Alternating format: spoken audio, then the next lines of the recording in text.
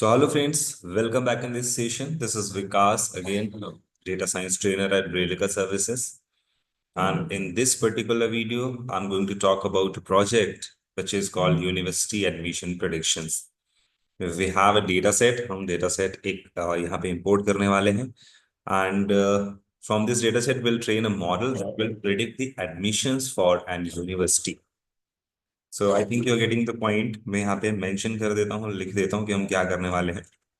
So we are going to make a machine learning model to predict the chance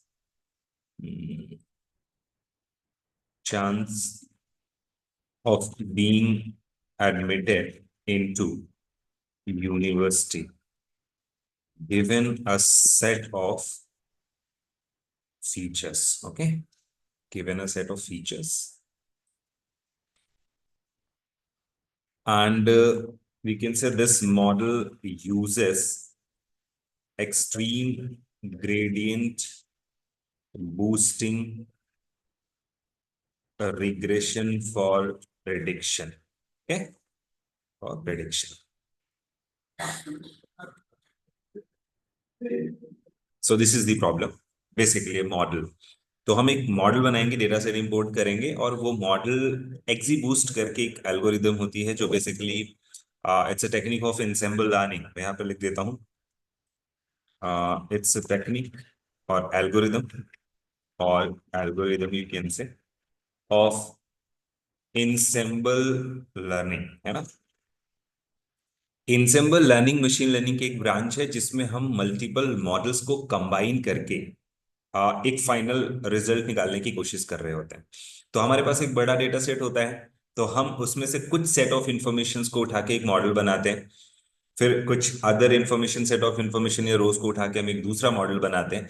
ऐसे करके हम उसी data के पार्ट्स से लगा करके उठा करके हम अलग अलग तरह के मॉडल बनाते हैं, और वो सारे मॉडल एक स्पेसिफिक पार्ट ऑफ डेटा के एक्सपर्ट होते हैं, और उसके बाद उनको कंबाइन करके हम यहाँ पे एक फाइनल मॉडल बनाते हैं. तो इसमें बैगिंग और बूस्टिंग दो तरीके की टेक्निक होती हैं. तो बैगिंग में हम क्या करते हैं कि हम अलग अलग मॉडल्स लेते हैं, फिर उसमें वोटिंग क्लासीफायर लगा करके फाइनल रिजल्ट निकालते हैं, या फिर एवरेज लगा करके निकालते हैं. बट बूस्टिंग क्लासिफिकेशंस और बूस्टिंग एल्गोरिदम्स रिग्रेशन में हम क्या करते हैं कि हम प्रीवियस मॉडल के एरर्स को कम करने की कोशिश करते हैं अगले मॉडल में. सीक्वेंशियल मैनर में हमारे पास बहुत सारे मॉडल्स होते हैं, और उन मॉडल्स की एक्यूरेसीज को हम करेक्ट करने की कोशिश करते हैं स्टेप बाय स्टेप. तो एक्जीबूस्ट बेसिकली उन्हीं में से एक टेक्निक है. एक्सट्रीम ग्रेडियंट बूस्टिंग रिग्रेशन, इसका यूज करके हम क्लासिफिकेशन प्रॉब्लम भी सॉल्व करते हैं, रिग्रेशन भी सॉल्व करते हैं. तो जो एक्जीबूस्ट रिग्रेशन टेक्निक है ensemble लर्निंग का एक टेक्निक है, ठीक है. तो मैं सबसे पहले आपको लाइब्रेरीज इंपोर्ट करके दिखाता हूं that we are going to use in this project. तो सबसे पहले तो मैं यहाँ पे numpy इंपोर्ट करता हूँ एज np, फिर मैं यहाँ पे इंपोर्ट pandas करता हूँ एज pd, फिर हमें जरूरत पड़ सकती है मैटप्लॉटलिब की dot pyplot as plt. Then हम इंपोर्ट कर सकते हैं import seaborn as sns, and then import sklearn, ठीक है, sklearn. Then import XGBoost as xgb. Okay, तो हम XGBoost यूज करेंगे, एंड देन इंपोर्ट हम लास्ट में पिकल यूज करेंगे.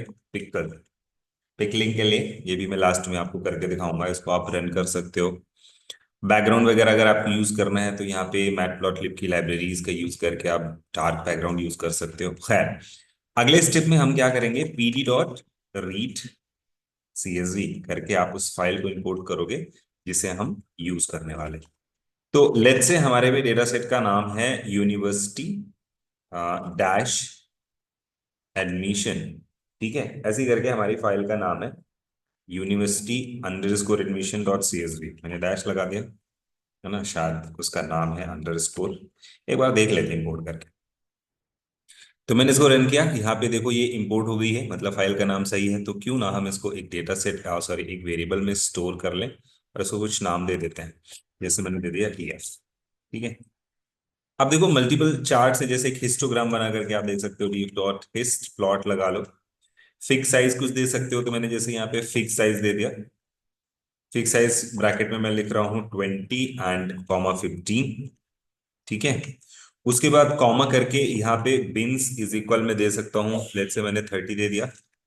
ठीक, एंड कॉमा कलर दे सकता हूँ मैं Y. Okay, as a gate. तो इसका एक हिस्टोग्राम बनाया जा सकता है, आप इसमें पीएलटी डॉट शो भी लगा सकते हो, पीएलटी डॉट शो।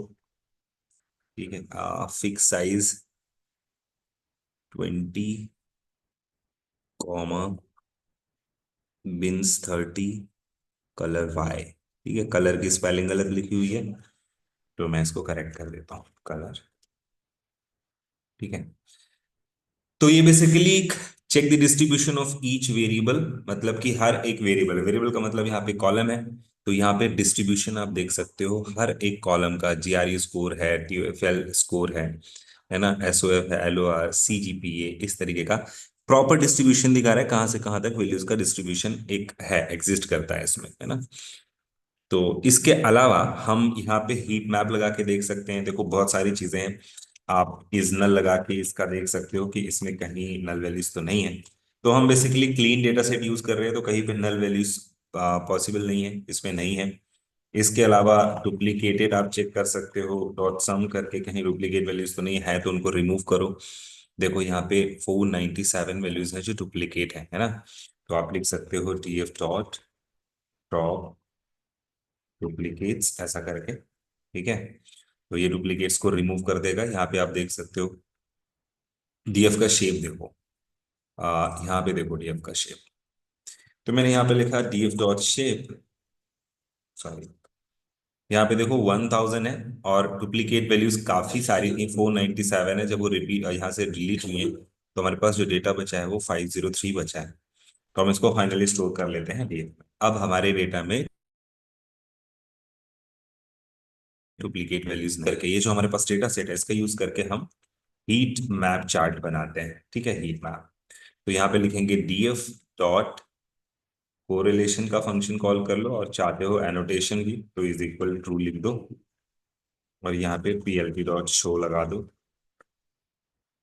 ठीक है, तो ये आपको यहाँ पे एक मैट्रिक्स मिल जाएगी, जिसमें आपको जितने भी कॉलम्स या वेरिएबल हैं उनके बीच में को रिलेशन कितना है वो दिखा देगा। तो बहुत ज्यादा नहीं है ना, कहीं कहीं पे है एक आदमी, जैसे यहाँ पे 81% है, यहाँ पे 79% है। इसके अलावा पेयर प्लॉट बना सकते हो, जैसे एस डॉट, मैंने यहाँ पे लिखा पेयर प्लॉट, और पेयर प्लॉट में आप फिक्स साइज पास कर सकते हो, या फिर डेटा सेट को डायरेक्टली पास कर दो यहाँ पे, और पीएलटी डॉट शो लगा दो। ठीक है, तो ये पेयर प्लॉट बना करके दिखा देगा आपको, जितने भी आपके पास कॉलम है उन सब के बीच में कंपैरिजन करके दिखा सकता है ये।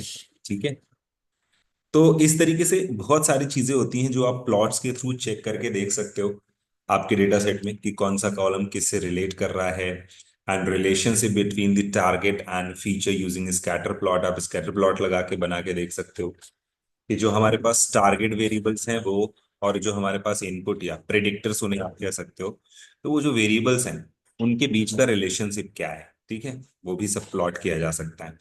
फिलहाल हमारे पास ये एक पेयर प्लॉट आ चुका है, तो हमने ऑलमोस्ट अपने डेटा के बारे में देख लिया है। अभी नेक्स्ट स्टेप क्या होगा? Step two, model training. तो प्रोजेक्ट बेसिकली हम दो पार्ट में करने वाले हैं। इस पार्ट में हमने थोड़ा सा लाइब्रेरीज डेटा सेट के बारे में समझा, और हम क्या अप्रोच यूज करने वाले हैं वो हमने देखा। अगला स्टेप क्या होगा? अगला स्टेप होगा कि हम अपने डेटा में, डेटा का यूज करके, क्योंकि डेटा क्लीन भी हो चुका है, तो हम इस डेटा को यूज करके बेसिकली मॉडल ट्रेनिंग करें, है ना। तो मॉडल ट्रेनिंग का वही स्टेप होता है कि हम पहले तो वेरिएबल्स डिफाइन करें, है ना, कि इंडिपेंडेंट वेरिएबल्स कौन से रहेंगे, डिपेंडेंट वेरिएबल्स कौन से रहेंगे, एंड इसके बाद हम स्प्लिट करें उसे, है ना, and as per the requirement हम चाहें तो उसको, इस डेटा को स्केल भी कर सकते हैं। अदरवाइज हम सीधे मॉडल कॉल करेंगे, है ना, मॉडल कॉल करेंगे, उसे ट्रेन करेंगे, कर लेंगे कि मॉडल ट्रेन होने के बाद कितना एक्यूरेट है ना। तो एक्यूरेशन, जो एक्यूरेसी है उसको करने के लिए हम क्या करते हैं? टेस्टिंग करते हैं। तो that would be the flow, and in next step will complete all these step. So I think that was all about this video. If you have any doubt or question, then you can contact or comment and like, share, and subscribe the channel. And thanks for watching.